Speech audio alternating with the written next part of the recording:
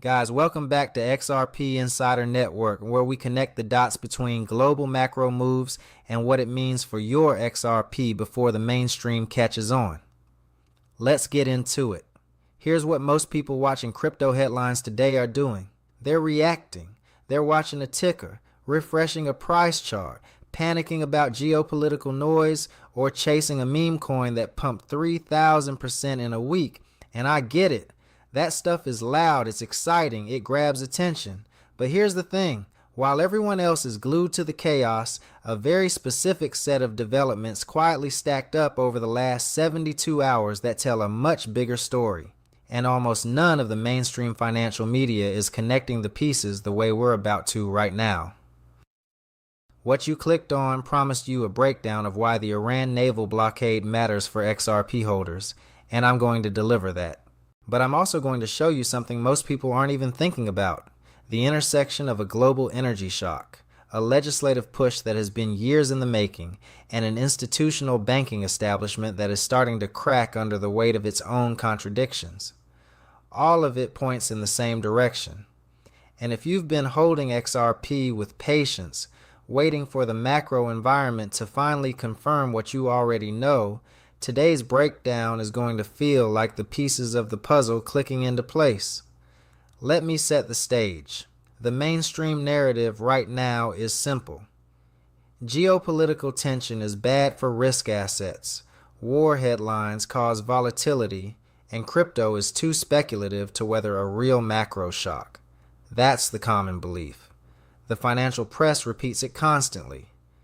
But if that were true, why did we just see a series of strong green candles form at 6, 7, 8, and 9 in the morning, precisely when the Iran blockade news broke? Instead of a crash, the market liquidated a wave of short positions. The people who bet on fear got burned. That's not a coincidence. That's a signal. And the contrarian take, the one that the XRP Insider Network community understands, is that global instability doesn't destroy the case for a neutral digital bridge asset. It builds it.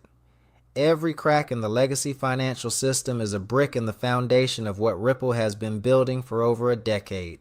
Here's the plan for today. We're going to walk through why the geopolitical energy shock changes the monetary calculus for institutional players. Then we're going to connect that to where U.S. crypto legislation actually stands right now. And then we're going to talk about what a banking industry pushback on stablecoin yields tells you about who is actually threatened by this new financial order. Stick with me, because by the end of this, you're going to see today's news not as noise, but as narrative confirmation. So let's start with something that most XRP coverage isn't touching: the American Bankers Association's criticism of White House economic advisor reports on stablecoin yields. Now, this might sound like a boring regulatory footnote, but think about what it actually represents. The traditional banking establishment, the same institutions that have spent years dismissing crypto as a fringe experiment, are now alarmed enough to formally push back on government reports that legitimize stablecoin yields. You don't lobby against something that isn't a threat. You don't expend political capital criticizing a White House economic advisor's report unless the thing being described is about to eat into your business model in a serious way.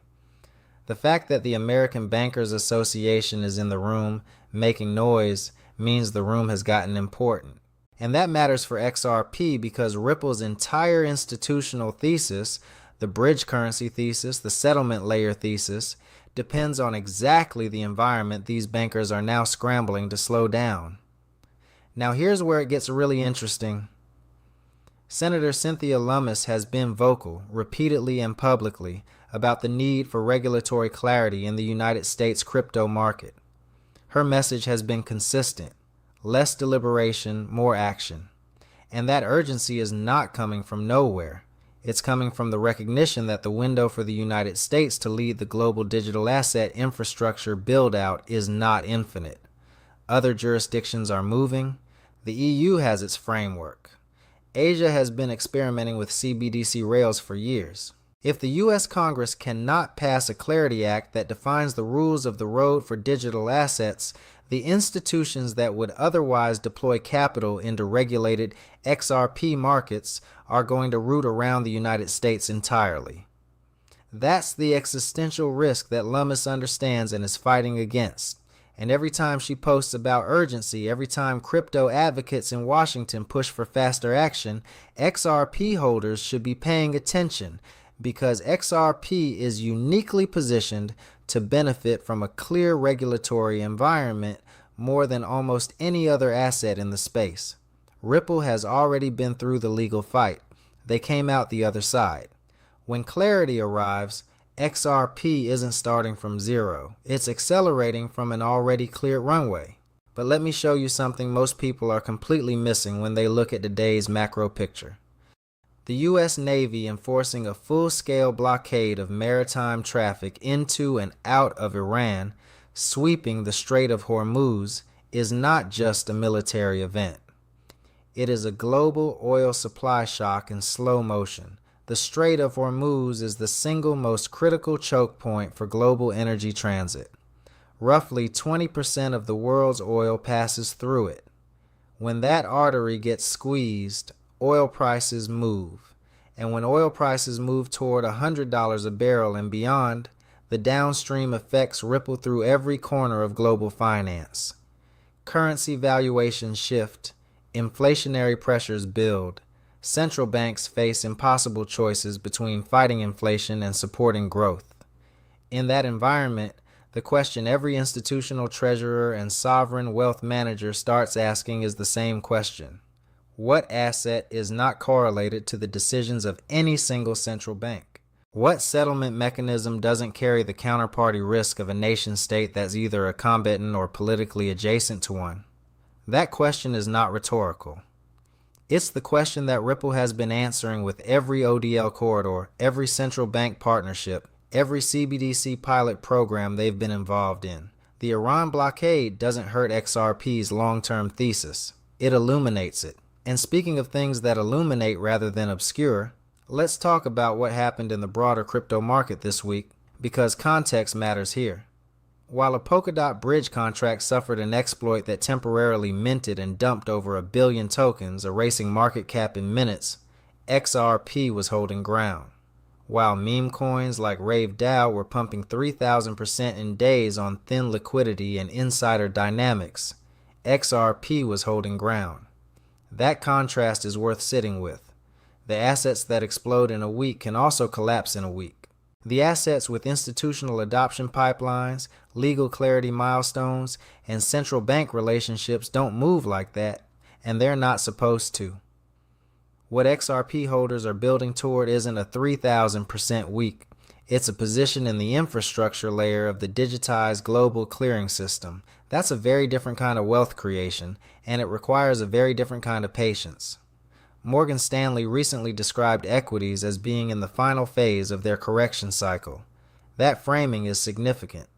Final phase implies that the turbulence has a floor, that the institutional reaccumulation phase is approaching, and that the smart money is watching for the moment to rotate back into risk assets, but selectively into assets with structural staying power.